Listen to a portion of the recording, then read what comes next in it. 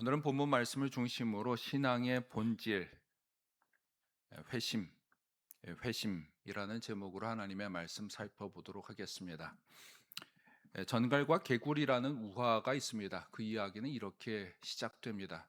한 전갈이 있었습니다. 근데 그 전갈이 강을 건너야 되는데 전갈은 수영을 할 수 없습니다. 근데 마침 그 앞을 개구리가 지나가게 되었습니다.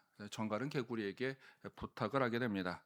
이 강을 건너야 되는데 내가 나를 업어 주어서 좀 건널 수 있도록 도와주렴. 개구리가 이렇게 얘기를 합니다. 도와주는 건 큰 문제가 아닌데 건너는 중에 네가 나를 쏘면 어떡하니? 그러자 정갈이 반문을 하게 됩니다.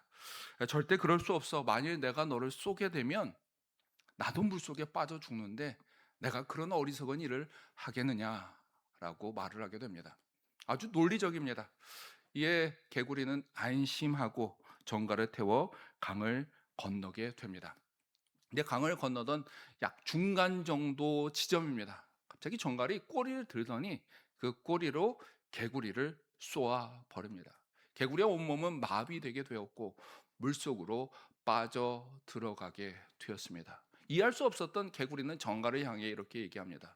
도대체 왜, 도대체 왜 네가 나를 쏘면 나뿐만 아니라 너도 물에 빠져 죽게 되는데 도대체 왜 나를 쏘았니? 라고 물어보게 됩니다. 그러자 정갈이 이렇게 답변을 하게 되었습니다. 어쩔 수가 없어. 쏘는 것이 나의 본성이야.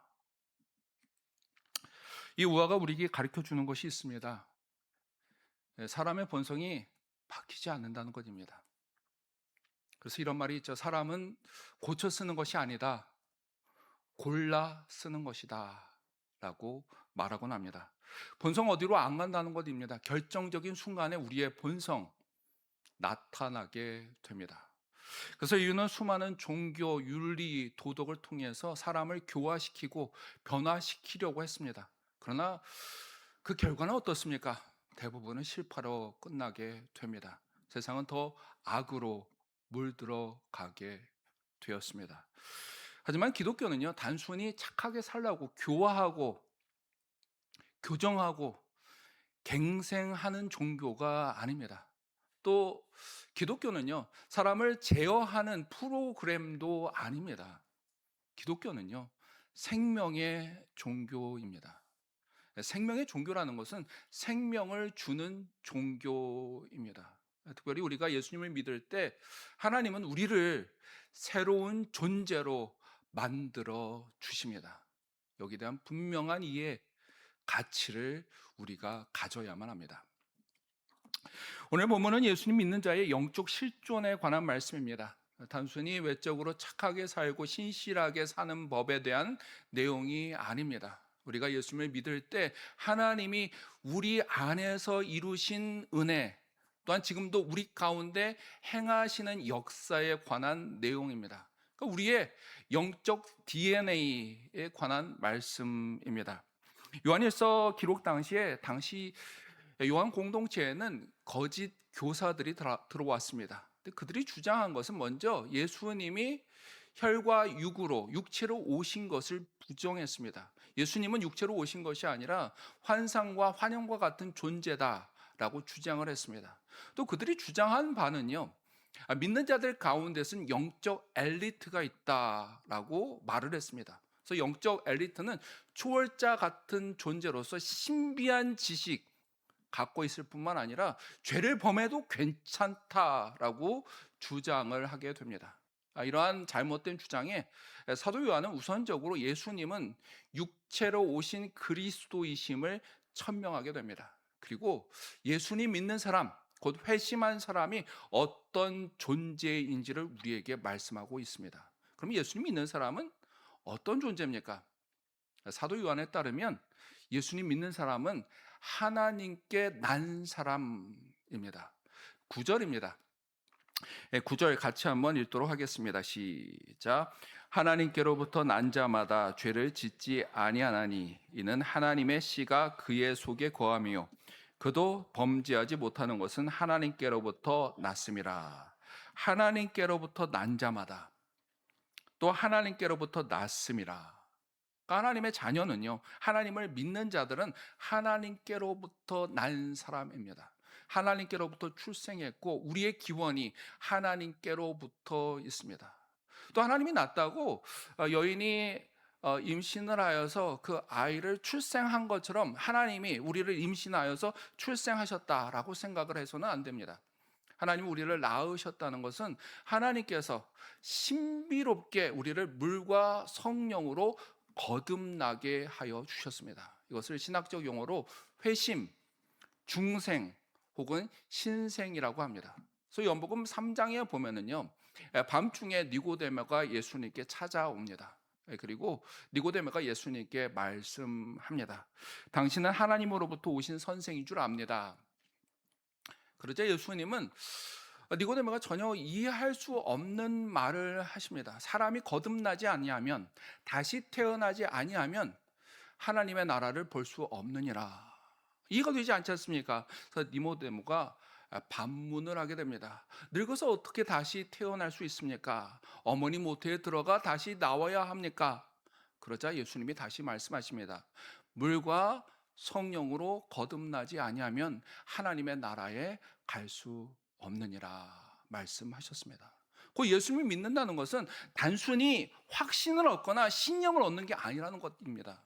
새로운 존재로 거듭나는 것이 예수님을 믿게 되는 것입니다. 여러분, 예수님 믿는다는 것은요, 단순히 지식을 배우거나 착하게 사는 법만을 배우는 것 아닙니다. 또 예수님을 믿는 목적 역시 부유하게 되거나 마음의 평안을 얻고자 하는 것도 아닙니다. 물론 이런 거 간과할 수 없습니다.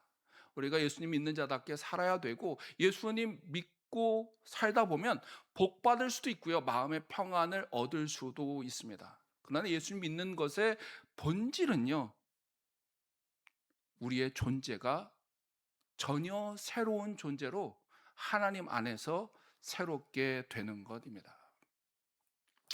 에리 프롬이 쓴 책 중에서 소유나 존재냐라는 책이 있습니다. 그 책의 핵심은 현대인들이 무엇을 가짐으로 자신이 누구인지를 규정한다라는 내용입니다. 돈이 많습니다. 공부를 많이 했습니다. 아니면 출신이 좋거나 외모가 출중합니다. 가진 게 많은 거죠. 그러면 자기도 모르게 나는 대단한 사람이라고 현대인들은 생각한다는 것입니다. 반대로 돈이 그렇게 많지 않습니다. 배운 것도 좀 짧습니다. 외모도 대단하지 않고 집안도 그렇게 좋지 않습니다. 그러면 가진 것이 좀 부족하기 때문에 자신은 열등한 존재, 부족한 존재라고 생각한다는 것입니다. 그러나 에리 프롬에 따르면 정말 중요한 것은 우리가 무엇을 가졌느냐가 아니라는 것입니다. 우리가 어떤 사람이냐라는 것이 더 중요하다는 것입니다. 예, 우리가 어떤 사람이 될지 여기에 대하여 궁구하고 정말 원하는, 바라는 이상향의 사람이 되어야 된다라고 주장을 했습니다. 그렇듯하죠. 문제는요, 우리가 정말 좋은 사람, 바람직한 사람이 되려고 마음을 먹는다고 그대로 됩니까? 그대로 되지 않습니다. 우리 대부분은 지금보다 더 좋은 사람, 더 착한 사람, 더 훌륭한 사람 다 되고 싶습니다. 하지만 우리의 본성이 그것을 용납하지 않습니다. 솔직히 우리가 다이어트 한다고 작심하지 않습니까? 그 작심 며칠 갑니까? 사흘을 넘기지 못합니다. 그날 저녁이 되면 또 먹습니다. 그리고 나서 후회합니다. 근데 어떻게 우리가 새로운 존재가 된다고 결심한 대로 그대로 될 수 있겠습니까? 우리의 힘으로, 우리의 능으로 되지 않습니다. 오히려 예수를 믿는다는 것은 예수를 믿는 순간 우리는 하나님 안에서 새로운 존재가 되는 것입니다. 물이 포도주가 된 것처럼, 애벌레가 나비가 된 것처럼 새로운 존재가 되는 것입니다. 그래서 고린도 후서 5장 17절에 바울은 우리에게 말씀하고 계십니다. 그런즉 누구든지 그리스도 안에 있으면 새로운 피조물이라. 이전 것은 지나갔으니 보라 새 것이 되었도다. 우리가 예수님을 믿는 순간 존재적인 변화가 있다는 것입니다. 그럼 여기에 대한 확신이 있어야만 합니다. 우리가 하나님의 자녀다. 우리가 하나님 안에서 새로운 존재다라는 확신이 있어야만 합니다. 여튼 예수님을 믿는다는 것은 우리의 인격을 수선하거나 우리의 삶을 교정하는 것이 아닙니다. 이런 것 간과할 수 없지만요. 신앙은 기본적으로 우리가 예수님 안에서 새로운 존재가 되는 것입니다. 그런데 이렇게 우리가 예수님을 믿을 때 하나님은 우리에게 은혜로서 우리를 새로운 존재로 만드십니다. 그러나 새로운 존재로 만드실 뿐만 아니라 하나님은 저와 여러분의 심령 가운데 새로운 역사를 시작하십니다. 그리고 새로운 것을 우리 안에 집어넣어 주십니다. 그것을 요한 사도는 하나님의 씨라고 우리에게 말씀하고 계십니다. 9절 다시 한번 읽도록 하겠습니다. 시작. 하나님께로부터 난 자마다 죄를 짓지 아니하나니 이는 하나님의 씨가 그의 속에 거함이요 그도 범죄하지 못하는 것은 하나님께로부터 났음이라. 예수님을 믿는 사람, 하나님으로부터 난 사람에게는 그 안에 있는 것이 있습니다. 하나님의 씨입니다. 하나님의 씨라는 것은 하나님이 심어 두신 것입니다. 하나님이 우리에게 하나님의 DNA를 우리에게 심어 놓아 주셨습니다. 이 하나님의 씨가 무엇인지는 성서학자마다 의견이 분분합니다. 하나님의 말씀이라고 말하는 분들도 있고요. 하나님의 영인 성령님이라고 말씀하시는 분도 있습니다. 또 하나님의 은혜라고도 말하는 분도 계십니다. 그러나 그것은 무엇이라고 이해하든지 한 가지는 분명합니다. 예수님 믿는 자에게는 지금 이 순간, 아니 예수님 믿는 그 순간부터 하나님께서 일하시는 능력, 하나님의 역사가 있다는 것입니다. 그래서 그 하나님의 씨는요, 우리 안에 심겨져서 크게 세 가지의 하나님의 역사를 합니다. 열망하게 하고 성장하게 하고 또한 열매 맺게 합니다. 먼저 하나님의 씨는요, 우리 안에 들어와서 영적 열망을 일으켜 줍니다. 우리로 하여금 신령한 갈망을 갖게 합니다. 곧 부정적으로는 죄를 미워하게 하고요, 긍정적으로는 의를 추구하게 합니다. 9절을 다시 보시면요, 하나님께로부터 난 자는 죄를 짓지도 않고 죄를 지을 수도 없다라고 말씀하십니다. 참고로 성경에서 말하는 죄는 사회적인 법 그리고 법적인 죄를 말하지 않습니다. 성경에서 말하는 죄는 하나님이 뜻을 거스리는 모든 것이 죄입니다. 하나님이 하라 했는데 하지 않습니다. 그럼 죄입니다. 하나님이 하지 말라라고 말했는데 행합니다. 그러면 그것이 죄입니다. 근데 하나님께로부터 난 사람은 이런 죄를 범하지 않는다는 겁니다. 여러분, 죄 범하지 않습니까? 하늘을 우러러 한 점 부끄러움이 없습니까?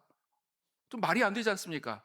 근데 이 말씀은요, 믿는 사람이 도무지 죄를 범하지 않는다는 의미가 아닙니다.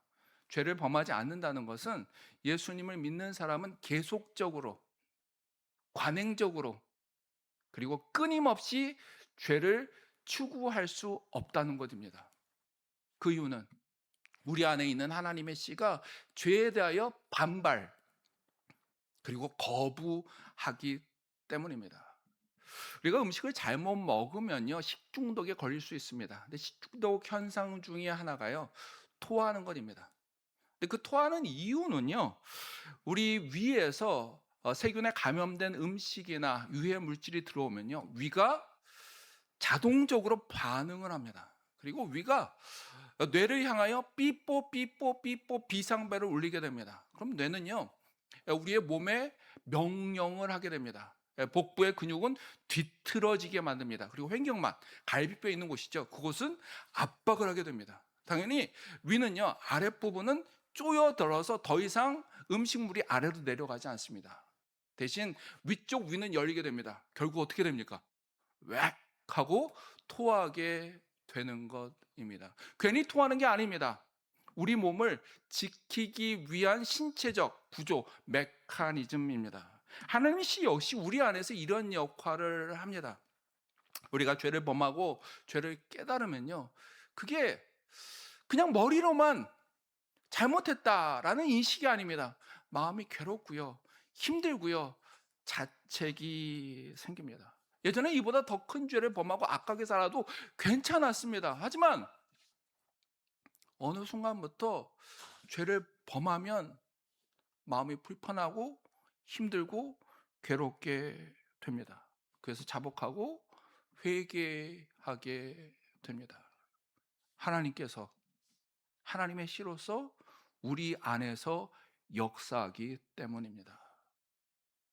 또한 하나님의 씨는요, 우리로 하여금 죄를 멀리할 할 뿐만 아니라 의를 추구하게 만듭니다. 그래서 10절에 보시면은 마귀의 자녀들은 의를 행하지도 않고 형제를 사랑하지도 않는다라고 말씀하고 계십니다. 반면 하나님의 자녀는요, 의를 행하고 형제를 사랑하고자 합니다. 그러니까 우리에게 열망이 생기는 거죠. 어떻게 하면 하나님의 뜻대로 살 수 있을까? 어떻게 하면 하나님을 기쁘게 할 수 있을까라는 열망이 생깁니다. 그래서 예수님을 더 사랑하고 예수님을 더 닮고 주를 위하여 충성하고자 하는 마음이 생기는 것입니다. 누가 뭐라고 해서 주님을 사랑하는 것도 아니고 누가 뭐라고 해서 주님 말씀대로 살려고 하는 것이 아닙니다. 하나님께서 하나님의 씨로서 우리 안에서 영적으로 새로워지고자 하는 열망을 불러 일으켜 주십니다. 이렇듯 하나님은 씨는요, 우리 안에서 영적 열망을 불러 일으켜 줍니다. 또 하나님의 씨는요, 우리 안에서 우리의 영혼을 성장시킵니다. 씨라는 것은 생명이 있다는 것입니다. 씨는요, 무기물이 아니라 생명체입니다. 생명체이기 때문에 조건과 시간이 허용되면은요, 싹이 트고 성장하게 됩니다. 하나님의 씨 역시 생명의 역사이기 때문에 우리 안에서 우리 영혼이 자랄 수 있도록 도와줍니다. 그래서 요한 1서에 보면은 요한 사도는 예수님을 믿는 사람들을 크게 세 부류로 구분하여 말씀하십니다. 먼저는 아이들과 같은 영혼입니다. 아이들과 같은 영혼은요, 유치하고 미숙한 신앙인입니다. 비록 예수님을 믿지만 아직도 부족한 것이 많은 분들입니다. 두 번째 부류는요, 청년과 같은 영혼입니다. 이들은 영적으로 강합니다. 마귀와 싸워 승리하기도 합니다. 하지만 온전하지 않기 때문에 실수도 하고 부족함이 나타나기도 합니다. 하지만 요한에 따르면요, 아이와 같은 영혼, 청년과 같은 영혼도 있지만 또 한 부류의 영혼이 있습니다. 그들이 아비와 같은, 어미와 같은 영혼입니다. 이들은 장성한 신앙을 갖고 있는 분들입니다. 곧 예수님을 가장 많이 닮으신 분들입니다. 아이들과 같은 영혼, 청년과 같은 영혼, 아비와 같은 영혼이 있다는 것은 우리는 영적으로 성장할 수 있다는 것입니다. 이것이 가능한 것은 우리 안에 하나님의 씨, 하나님의 역사가 있기 때문입니다. 그래서 처음 예수님 믿었을 때 우리 얼마나 유치합니까? 하지만 시간이 지나면서 신앙이 깊어지고 또 하나님을 가슴 깊이 사랑하는 이들로 성장하게 됩니다. 근데 우리가 여기서 놓치지 말아야 될 것은요, 우리가 영적으로 성장하기 위해서는 씨의 생명이 있어야 하지만 외부적 조건도 간과할 수 없습니다. 영양도 있어야 되고 수분도 있어야만 합니다. 그래서 우리가 씨를 사막에 뿌리면 혹시 싹은 튼다 할지라도 결국 말라 비틀어 죽지 않습니까? 반대로 시냇가에 나무가 심겨지면 많은 잎사귀와 함께 철따라 열매를 맺게 됩니다. 이와 같이 우리가 영적으로 성장하기 위하여 꼭 필요한 것이 있습니다. 그것이 하나님의 말씀, 하나님의 은혜입니다. 그래서 하나님의 말씀과 은혜 가운데 있으면 하나님께서는 하나님의 씨로서 역사하셔서 우리로 하여금 조금씩 성장하게 만드십니다. 작고하신 저희 아버지가 갓난 아이를 볼 때마다 항상 하시던 말씀이 있습니다. 아이는 잘 먹고 잘 자고 잘 싸면 된다라고 얘기를 합니다. 그 이유는 잘 먹고 잘 자고 잘 싸면은요, 조금씩 성장하게 됩니다. 저희 딸이 벌써 17살이 되었습니다. 한국 나이로 18입니다. 낭낭 18세입니다. 근데 갓 태어났었을 때 저희 딸이 3.65kg이었습니다. 여아치고는 약간 컸습니다. 하지만 아무리 커도 핏덩어리와 같이 작은 존재였습니다. 하지만 모유를 먹고 우유를 먹고 또 이유식을 먹고 밥을 먹었습니다. 그것을 잘 소화하고 활동하니까 어떻게 됩니까? 요조 숙녀가 되었습니다. 우리 역시 우리 안에 하나님의 시가 있고 하나님의 역사가 있기에 우리가 은혜 가운데 거하고 말씀 가운데 거하다 보면 비록 실수도 하겠죠. 죄도 범할 겁니다. 그러나 그 가운데 머물러 있으면 우리는 조금씩 영적으로 자랄 수 있습니다. 그러나 이것은 우리가 하는 것이 아니라 하나님께서 우리를 자라게 하시는 것입니다. 이같이 하나님 씨는 우리로 하여금 영적으로 성장하게 만듭니다. 또 우리 안에 있는 하나님의 씨가 하는 일이 있습니다. 그것은 하나님의 씨는 우리로 하여금 열매를 맺게 만듭니다. 씨를 뿌리는 이유는요, 단순히 성장을 위해서가 아닙니다. 열매입니다. 열매를 얻기 위하여 우리가 씨를 뿌리는 것입니다. 그래서 복음서에 보면은요, 예수님은 끊임없이 우리에게 강조한 것이 있습니다. 그것이 열매입니다. 그 대표적인 신뢰가 무화과 나무의 일화입니다. 하루는 예수님께서 길을 가시다가 시장하셨습니다. 저 멀리에 잎사귀가 가득한 무화과 나무가 있습니다. 예수님 무엇을 얻을까 하여 무화과 나무로 다가가셨습니다. 하지만 무화과 나무는 무성한 이파리는 있었지만 열매 하나 없었습니다. 예수님은 이에 그 무화과 나무에게 말씀하시죠. 이제부터 영원토록 사람들이 내게서 열매를 따먹지 못하리라. 그러자 그 다음 날이 되자 무화과 나무는 뿌리채 말라 버리게 됩니다. 하나님이 원하시는 것은 단순히 경건한 모습, 그럴듯한 모습이 아니라 실질적인 열매를 맺기를 원하신다는 것입니다. 영적으로는 하나님과 더 깊은 친교, 교통을 갖기를 원하시죠. 인격적으로는요, 우리가 예수님처럼 온유하고 겸손하고 사랑으로 가득한 존재가 되기를 원하십니다. 또 사역적으로는요, 주님 앞에 더 충성하고 또 주님의 몸된 교회를 섬기는 자가 되기를 원하십니다. 하나님이 저에게, 여러분에게 원하시는 것은요, 열매입니다. 언젠가 예수를 믿지 않는 한 남자분과 대화를 나눈 적이 있습니다. 그분은 신앙에 그렇게 큰 관심이 없었습니다. 하지만 제가 누굽니까? 목사 아닙니까? 목사이다 보니까 자연스럽게 대화의 흐름이 신앙의 이야기, 교회의 이야기로 흘러가게 되었습니다. 근데 그 남자분이 이런 얘기를 합니다. 자기는 신앙에 그렇게 큰 관심이 없지만 예수님 믿는 건 신앙 생활에 대하여 다시 한번 생각하게 된 계기가 있다라고 말씀을 하십니다. 그 이유는 예수님을 믿는 동료 때문이다라고 얘기를 합니다. 예수님을 믿는 그 동료분은 원래 자기처럼 예수님을 믿지 않는 분이었다라고 얘기를 합니다. 근데 결혼했는데 한참 동안 아이가 생기지 않습니다. 그래서 혹시 하나님께서 기적을 베풀까 해서 그 부부가 교회를 나가게 되었습니다. 또 어떻게 됐는지 아십니까? 아이가 임신을 하더니 아이를 낳게 되었습니다. 근데 그것 때문에 그 예수님을 믿지 않는 분이 놀란 것이 아닙니다. 그 동료분이 예수님을 믿으면서 조금씩 달라지기 시작했다는 것입니다. 교회 생활, 신앙 생활에 열심을 다하더니 예전에는 자기밖에 모르고요. 그리고 성격도 괴팍하고요. 원망, 불평으로 가득한 사람이었습니다. 근데 주님을 섬기고 교회를 다니면서 점차로 온유하고 겸손하고 상대를 배려할 뿐만 아니라 기쁨이 넘치고 감사가 넘치는 존재가 되었다는 것입니다. 그리고 고백을 하는 것입니다. 뭔가 있는 것 같습니다. 라고 얘기를 합니다. 이렇게 변화된 이유, 열매를 맺었기 때문입니다.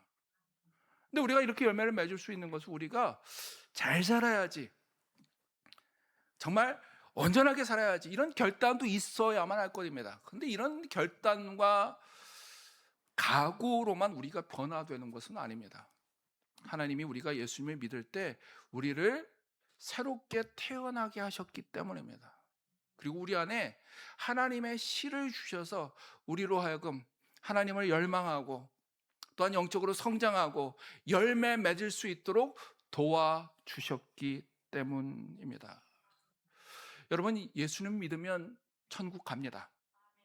근데 예수님을 믿었을 때 우리는 단순히 천국행 티켓만 딱 따기 위하여 예수님 믿는 것 아닙니다. 그 이상이 있습니다. 여러분, 예수님 믿으면요, 복 받을 수 있습니다.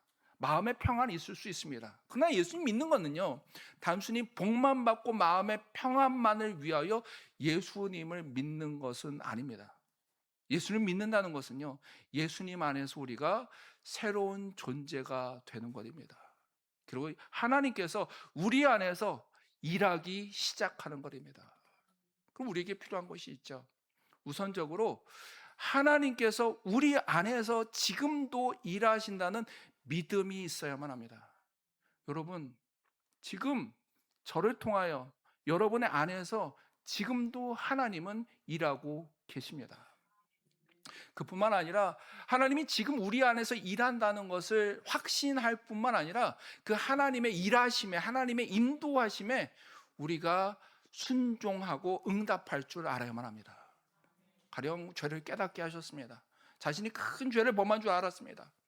그러면 그걸 깨닫는 것으로 끝나는 것이 아니라 하나님이 우리의 마음을 불편하게 할 때 그 불편함을 가볍게 여기는 것이 아닙니다. 자신을 반성하고 회개하고 돌이켜야만 합니다.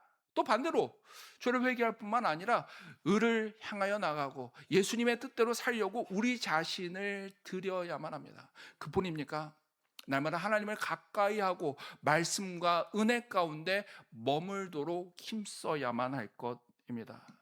이렇게 주님 앞에 순복하고 응답하는 것이 중요한 것은 하나님은 우리를 새롭게 창조하시고 우리 안에서 일하시지만요, 하나님은 폭군이 아니기 때문입니다.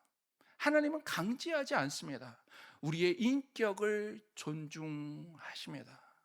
그리고 그 바람에, 그 요청에 응답할 수 있는 사람은 딱 한 존재밖에 없습니다. 바로 우리 자신, 저와 여러분밖에 없습니다. 아마 오늘 말씀을 들으면서 이렇게 생각하시는 분이 있을지 모르겠습니다. 나는 예수님 믿는 것 같긴 한데, 오래 믿은 것 같긴 한데 내 안에 하나님의 역사가 느껴지지 않는 것 같다. 하나님을 향한 열망도 별로 없는 것 같고 영적으로 성장하지 않은 것 같고 열매는 뭐 거의 없는 것 같다라고 생각하시는 분이 있을지 모르겠습니다. 번민하고 갈등이 있는 것이죠. 근데 그런 번민, 갈등이 있는 이유가 지금 하나님께서 우리 안에서 역사하고 있다는 증거입니다. 만약 우리가 회심하지 않는 사람이라면 말씀을 들어도 목사가 뭐라고 그래도 뭐래? 라고 건너갈 수 있습니다. 그러나 그 말씀이 좀 다시 한번 생각하게 되고 나에게 뭔가 문제가 있는가라고 회고할 수 있다는 것은 하나님이 우리 안에서 일하신다는 증거입니다. 여러분, 하나님이 시작하셨습니다. 하나님이 시작하셨기에 우리가 예수님께 나올 수 있었습니다. 하나님은 시작하셨을 뿐만 아니라 지금도 일하고 계십니다. 하지만 하나님은요, 인격적인 하나님이시기에 결코 여러분에게 강제하지는 않습니다. 이에 우리는 하나님이 주시는 마음에, 하나님이 주시는 말씀에, 하나님이 주시는 그 감동에 응답해야만 합니다. 이렇게 응답할 때 하나님의 역사는요, 우리 안에서 더 강력하게, 더 왕성하게 움직이기 시작할 것입니다. 그리고 우리를 통하여, 우리 교회를 통하여 하나님은 영광 받으실 것입니다.